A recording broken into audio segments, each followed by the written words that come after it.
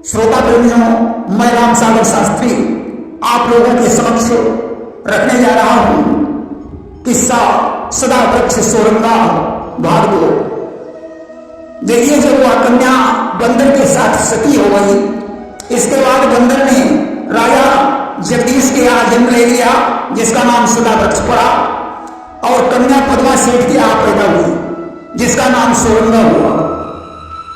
सोरंगा बड़ी सुंदर है कि उस चंद्र बदन की चंद्र छटा चंद्र को चकित कर जाती थी, उसके उजले मुख की आभा बिजली का मान घटाती थी। दोनों ही पुष्याने हुए तो एक दूसरे को देखकर टकटकी लगाने लगे। अब सोरंगा को पढ़ने के लिए स्कूल जाने लगी और सदा वृक्ष भैंस चराने लगा। एक दिन जब सोरंगा पार्टी बस्ता लेकर स्कूल जा रही थी और सदा वृक्ष अपनी भैंस चरा रहा था, तो रास्ते में दोनों की मुलाकात हो गई। सदा वृक्ष ने सोरंगा से पूछा कि किन की हो तुम लाडली, क्या तुम्हारा है नाम, जाती हो सोर क्यों, इधर कौन सा काम, आप किसकी बेटी हो, तुम्हारा क्या नाम है और यहां कहां जा रही हो। सोरंगा कहने लगी कि पद्मा सेठ की लाडली, सोरंगा मेरा नाम, जाती हूं स्कूल को पढ़ने का है काम।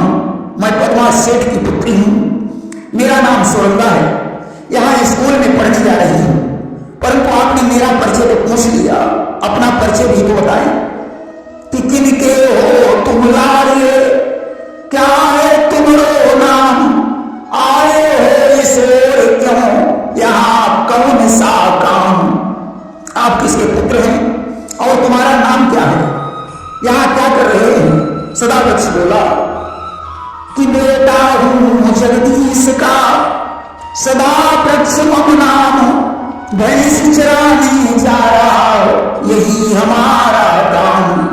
मैं जगदीश का पुत्र हूं, मेरा नाम सदा वृक्ष है, यहां अपनी भैंस चराने जा रहा हूं।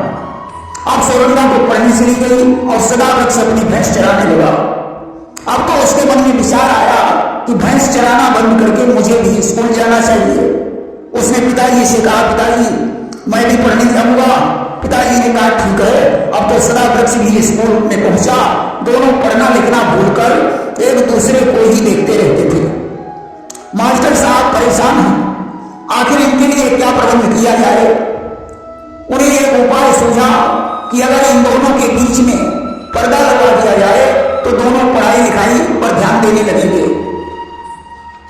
कि अध्यापक की समझ में आया एक उपाय, इन दोनों के बीच में पर्दा दूर लगवाए।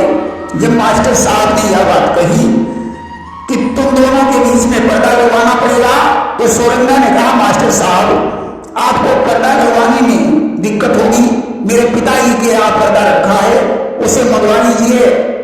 कि पर्दा लगने में तुम्हें खोखट पड़े दिखाए, तासों मेरे पिता का लो पर्दा मंगवाए।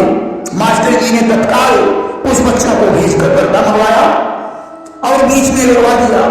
अब पर्दे के इधर सदा वृक्ष है, उधर सोरंगा है। मास्टर तो सोचते हैं अब पढ़ाई लिखाई ठीक हो जाएगी। कि पर्दे के इधर है सदा वृक्ष, सोरंगा उधर बिठाई है।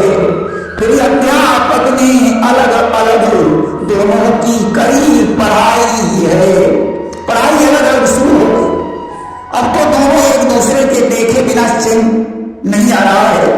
सदा वृक्ष ने देखा पर्दे में एक सेन है, उसने आंख लगाकर सोरंगा की तरफ देखा, परंतु सोरंगा उसे ठीक से दिखाई नहीं पड़ी।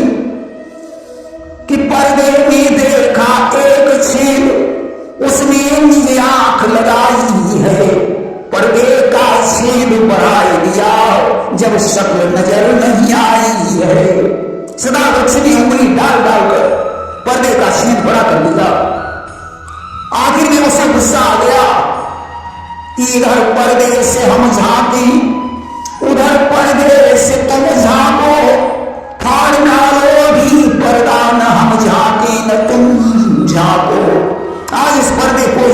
समाप्त कर देते हैं कि यूं कहकर सदा वृक्ष ने वह हाथों से पर्दा फाड़ दिया। अब तो हो गए पास दोनों, मास्टर साहब ने जान लिया। उसने पर्दे को फाड़ दिया और एक दूसरे को देखने लगे। मास्टर साहब समझ गए अब तो दोनों पास हो गए। एक दिन मास्टर ने विचार किया कि आखिर इन दोनों का प्रेम है तो कैसा है। उस दिन मास्टर साहब ने सभी बच्चों की छुट्टी कर दी। सदा वृक्ष और सोरंगा को रोक लिया। उनसे कहा आज तुम दोनों बगीचे में घुमाओ। मास्टर साहब ने उन्हें बगीचे में भेज दिया और स्वयं एक पेड़ पर बैठकर देखने लगे। दोनों इधर उधर टहल कर वापस लौटे। मास्टर ने रास्ते में ही उन्हें रोककर पूछा कि अध्यापक पूछने लगा लेकर उनका नाम, जिस कारण बगिया गए सिद्ध हुआ क्या काम। मास्टर ने कहा सदा वृक्ष तुम जिसके लिए बगीचे में गए थे वह काम सिद्ध हुआ या नहीं। सदा वृक्ष तो कुछ नहीं बोल पाया। सोरंगा कहने लगी कि बनिए की महिलाड़ी बेचूं गुड़ और तेल, सदा वृक्ष की क्या कहूं बिना सींग का बैल। लड़की ने कहा मैं बनी की बेटी हूं, गुड़ तेल बेचती हूं। सदा वृक्ष को क्या कहीं, ये तो बिना सींग का बैल है। अब तो यह सुनकर सदा वृक्ष को गुस्सा आ गया। उसने सोरंगा से कहा कि जेती तूने अब कही कहती बगिया माही, वहीं बता देता तुझे सींग हनी की नाई। जितनी बात तुम अब कर रही है इतनी बगीचे में कहती तो तुझे तुरंत वही बता देता कि मेरे सींग है या नहीं। मास्टर साहब ने समझ लिया ये दोनों नहीं पढ़ पाएंगे। ले जाकर उनके घरों में छोड़ दिया। दोनों की पढ़ाई बंद हो गई। अब तो सोरंगा घर पर रहने लगी। सदा वृक्ष अपनी भैंस चराने लगा। एक दिन की बात है, सोरंगा स्नान करने के लिए अटारी पर चढ़ गई। उसने अपना नौखा हार एक खूंटी पर टांग दिया। तब तक एक चील ने लपेटा मारा। वह हार लेकर आकाश में उड़ गई कि चील हार लई उड़ी आकाशा, सोरंगा धाई कयासा। सोरंगा चील के पीछे पीछे दौड़ी। नदी मान एक तर साई, चील हार दीनों लटकाई। एक नदी में एक पेड़ खड़ा था, चील ने वो हार उस पर लटका दिया। सोरंगा देखती रही। तब तक रास्ते में इसे सदा वृक्ष मिल गया। इसलिए उससे अनुरोध किया कि इस पेड़ पर ये हार उतार लाओ। सदा वृक्ष ने कहा अगर तुम मेरे साथ विवाह करने का कौल करो तो मैं हार ला सकता हूं। सोरंगा ने कहा जाओ मैं तुम्हें वचन देती हूं, अगर हमारा विवाह तुमसे नहीं हो पाया तो कोई बात नहीं, परंतु मैं तुम्हारे साथ एक रात जरूर काटूंगी। कि अगर ब्याह ना हो सका तो सुन लो मेरी बात, हार के बदले साथ में काटूंगी एक रात। अब तो सदा वृक्ष नदी में कूद पड़ा। पेड़ से हार ले आया, सोरंगा को दे दिया। इधर पद्मासेन ने देखा कन्या विवाह की योग्य हो गई है। उसने विवाह की तैयारी कर दी। अब तो सदा वृक्ष दुखी हो गया। वह महल के पीछे गया। लड़की ने सदा वृक्ष को इशारा किया कि हंसिया लेकर हाथ में काटो जाए पताल, ससुरे वाली गली में बसो मैया डाल। अब तुम पहना हंसिया लेकर पताल काटो, मेरी डोली जिस गली से जाएगी उसी गली में मड़िया डालकर रहो, मैं उसी में तुम्हें मिलूंगी। सदा वृक्ष ने आज ऐसा ही किया। गली में मड़िया डाली, उसने रहने लगा। एक तोता और पाल लिया। इधर डोली में बैठकर सोरंगा अपनी ससुराल को चली। रास्ते में जो मड़िया पड़ी उसने कहारों से कहा कि देवी तरस को जाऊंगी, डोली रहो कहारों, घंटे 2 घंटे में आऊंगी, डोली रोको कहारों। इस कुटिया में मंदिर बना है, इस कुटिया में मंदिर बना है, देवी पूजन को जाऊंगी, डोली रोको कहारों। देवी पूजन को जाऊंगी, डोली रोको कहां, ये कहा डोली को नहीं रोको। इस झोपड़ी में देवी का मंदिर है, उसमें पूजा करने के बाद चलूंगी। कार ने कहा चलो थोड़ी देर आराम मिल जाएगी। बोले जाओ बेटी पूजा कर लो। अब तो सोरंगा झोपड़ी में गई, तब तक सदा बच्ची सो गया।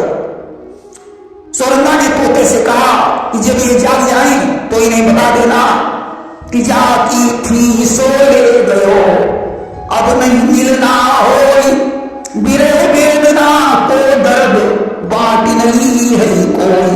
जिसकी थी वह लेकर चला गया, अब मिलना मुश्किल है, इसलिए हमारी याद न करें। उसने आंखों से काजल झुकाकर उनकी बाह पर धारा नगरी लिख दिया, जहां लड़की की ससुराल थी। डोली में बैठी और चली गई। रास्ते में लड़की ने एक बुढ़िया को देखा। उसने उससे कहा कि अगर मेरी याद में कोई मनुष्य आता हुआ दिखाई पड़े तो उसे समझा बुझाकर लौटा देना, अगर नहीं मानता है तो फिर आने देना। इधर जो सदा बच्ची की आंखें खुली, अब तो चैन ही नहीं रहा। काजल से लिखा हुआ देखा, विचार करने लगा, वो आई और चली गई, मैं सोता ही रहा, अब तो भाग खड़ा हुआ। तोते ने कहा वो जिसकी थी वह लेकर चला गया, तुम वहां जाकर क्या करोगे? सदा वृक्ष ने कहा अच्छा पहले तुम्हें समाप्त कर दिया जाए, फिर आगे जाएंगे। जो तोते को मारने के लिए उसने पिंजरे की खिड़की खोली, तोता उड़कर भाग गया। सदा वृक्ष धारा नगरी की तरफ चल पड़ा। रास्ते में वही बुढ़िया मिल गई। सदा वृक्ष ने पूछा मां क्या इधर कोई डोली गई है? उसमें बैठी हुई लड़की क्या हंस रही थी या रो रही थी? बुढ़िया ने कहा कि डोली तो गई इसी रास्ते, लड़की रोती ना हंसती थी, पर्दे को खोल खोल करके वह इधर उधर को तकती थी। बेटा डोली तो इसी रास्ते से गई है, परंतु उसमें बैठी हुई लड़की ना हंस रही थी ना रो रही थी, इधर उधर झांक रही थी। बेटा ऐसा करो, मेरा ये गन्ने का खेत है, जाओ उसमें से एक गन्ना ले आओ। सदा वृक्ष खेत में जाकर सोचने लगा कौन सा गन्ना तोड़े। गन्ना ढूंढते ढूंढते उसे बहुत देर हो गई, तब कहीं एक गन्ना लेकर लौटा। बुढ़िया ने गन्ने के 3 टुकड़े कर दिए, पहले जड़ की तरफ वाला भाग चुसाया। बोली बेटा गन्ना कैसा लगा? सदा वृक्ष बोला बहुत मीठा। फिर बीच का भाग चूसने को कहा और बोली ये कैसा लगा? सदा वृक्ष बोला या उससे कम मीठा। अब ऊपर का भाग चूसने को कहा और बोली ये कैसा लगा? सदा वृक्ष बोला एकदम बेकार। बुढ़िया ने कहा जैसे गन्ना बेकार होगा उसी तरह से तुम्हारे लिए वो लड़की बेकार हो, इसलिए घर लौट जाओ। परंतु उसके समझ में नहीं आया कि मन मतंग मानत नहीं, जब तक खता न खाई, जैसे विधवा स्त्री गर्भ रहे पछताए। रास्ते में इसे प्यास लगी, इसने बड़े में पानी चलते हुए देखा, सोचा हाथ में लेकर पानी पी के तो निशानी मिट जाएगी। मुंह लगाकर हिरण की तरह पानी पीने लगा। वहां कुछ लड़कियां खड़ी थी। एक लड़की ने दूसरी लड़की से कहा कि हाथ पैर इस मनुज के दिखे राजकुमार, हिरण सदृश पानी पिए कारण कहो विचार। इस आदमी के हाथ पैर हैं, राजकुमार जैसा मालूम पड़ता है, परंतु ये हिरण की तरह पानी क्यों पी रहा है? दूसरी लड़की बोली इसके 2 ही कारण हो सकते हैं, या तो इसे किसी से प्रेम हो गया है या किसी मुसीबत का मारा है। अब तो सदा वृक्ष के कान में जो यह शब्द पड़े, कहने लगा ऐसी कोई बात नहीं है। रास्ते में मेरी गाड़ी खराब हो गई, उसको ठीक करने में हाथ में कोयला लग गया, इसलिए जल्दी की वजह से ऐसे पानी पी लिया। इतना कहकर आगे के लिए प्रस्थान कर दिया। दारा नगरी में पहुंच गया, साधु का वेश बनाया और घर घर भिक्षा मांगने लगा। कैसे मांगता है कि बेटा हूं जगदीश का, सदा वृक्ष निर्णाऊं, तेरे हित जोगी बने भीख मांग के खाऊं। अब तो द्वार पर पहुंच गया। सोरंगा ने जैसे ही आवाज सुनी अपनी सास से बोली अम्मा हमारे यहाँ ऐसी रीत है कि कोई संत महात्मा जब आता है तो उसे नई बहू भिक्षा देती है। सास ने कहा बहू मैंने कब मना किया, जाओ साधु को भिक्षा देकर आशीर्वाद प्राप्त करो। शोरंगा ने एक थाली में मोती भरे, ऊपर से आटा डाल लिया और भिक्षा देने के लिए निकली। सदाव्रत ने गुस्से में उसे धक्का दे दिया, थाली जमीन पर गिर गई, मोती बिखर गए, कौवा मोतियों को खाने लगे। आसपास कुछ लड़कियां खड़ी थी, उनमें से एक लड़की बोली कि यही नगरी मूरख बसे, कोई चतुर नाही, हाँक न कोई दे रहो, कौवा मोती खान। बहन इस नगर में सभी मोर खड़े थे, देखो कौवा मोती खा रहे हैं, उन्हें कोई उड़ा भी नहीं रहा है। दूसरी लड़की बोली कि यही नगरी चतुरा बसे, कोई मूर्ख नाही, बारे की यारी रही, चोट लगे दिल माही। इस नगर में सभी चतुर हैं, कोई मूर्ख नहीं, परंतु बारेपन की दोस्ती जब टूटती है तो दिल पर चोट लगती है। इन दोनों की बहुत पुरानी दोस्ती मालूम पड़ती है। उधर शोरंगा ने सदाव्रत से कहा तुम्हें मिलने का एक उपाय बताती हूं। मेरे बाग में एक खट्टे आम का पेड़ है, तुम उसी के नीचे लेट जाना, मैं रात को तुम्हारे पास आऊंगी। इधर शाम को उसने अपनी सास से कहा अम्मा अगर दर्द योग से घर में आग लग जाए तो कहाँ भाग जाना चाहिए? सास ने कहा अगर घर में आग लग जाए तो वन में भाग जाना चाहिए, और वन में आग लग जाए तो घर को भाग आना चाहिए। अब तो उसने रात को घर में आग लगा दी और बगीचे में पहुंच गई, परंतु सदाव्रत वहां नहीं मिला, क्योंकि रात में एक आम टूट कर गिरा तो सदाव्रत वहां से दूसरी जगह भाग गया। अब तो बेचारी लौट आई। सास ने कहा कोई बात नहीं बेटी, तुम बच गई, हमारे लिए यही बहुत है। दूसरे दिन सदाव्रत फिर भिक्षा मांगने पहुंचा। शोरंगा ने कहा ऐसा करो, एक सांप बिल्कुल सुरक्षित तरीके से मार लाओ और मुझे लाकर दे दो, तब हम तुमसे मिल पाएंगे। सदाव्रत ने सांप मार कर दिया। शोरंगा ने उसे अपने ऊपर लिटा लिया और सो गई। सुबह घर वालों ने जाकर देखा और विचार किया कि मालूम पड़ता है सांप के काटने से बहू मर गई और बहू के जहर से ये सांप मर गया। अब तो मरघट की तैयारी होने लगी। शोरंगा ने सदाव्रत से कह रखा था कि जब जलाने का नंबर आए तब तुम मुझे किसी तरीके से आकर बचा लेना। अब तो ज्यों मरघट पर चिता बनकर तैयार हुई, शोरंगा का पति आग लेकर परिक्रमा करने लगा। उसी समय सदाव्रत बांस लेकर कूद पड़ा। उसने लोगों के ऊपर बांस बरसाए, लोगों ने सोचा कोई भूत आ गया, सारे लोग भाग गए। उसने शोरंगा को बाहर निकाला और हाथ पकड़ कर ले चला। एक पटरी के पास जाकर सो गए। तब तक वहां एक राजा का बेटा आ गया। उसने देखा बड़ी सुंदर बहू है, घोड़े पर बैठाकर घर ले गया। अब तो सदाव्रत की जैसे ही आंख खुली, उसने देखा शोरंगा गायब है। अब तो विलाप करने लगा कि कहां जाऊं तुम ढूंढने, रस्ता रहा न दीख, तेरे हित जोगी बने, दर दर मांगी भीख। ये शोरंगा तू कहां चली गई, तुझे मैं कहां ढूंढूं, कुछ समझ में नहीं आ रहा है। अरे मैंने तेरे लिए जोगी बनकर दर दर भीख मांगी, तेरे बगैर मैं कैसे जिंदा रहूंगा। इधर तो सदाव्रत विलाप कर रहा है और उधर क्या होता है इसके आगे का प्रसंग हम आपको भाग 3 में सुनाएंगे। प्रेम से बोलिए वृंदावन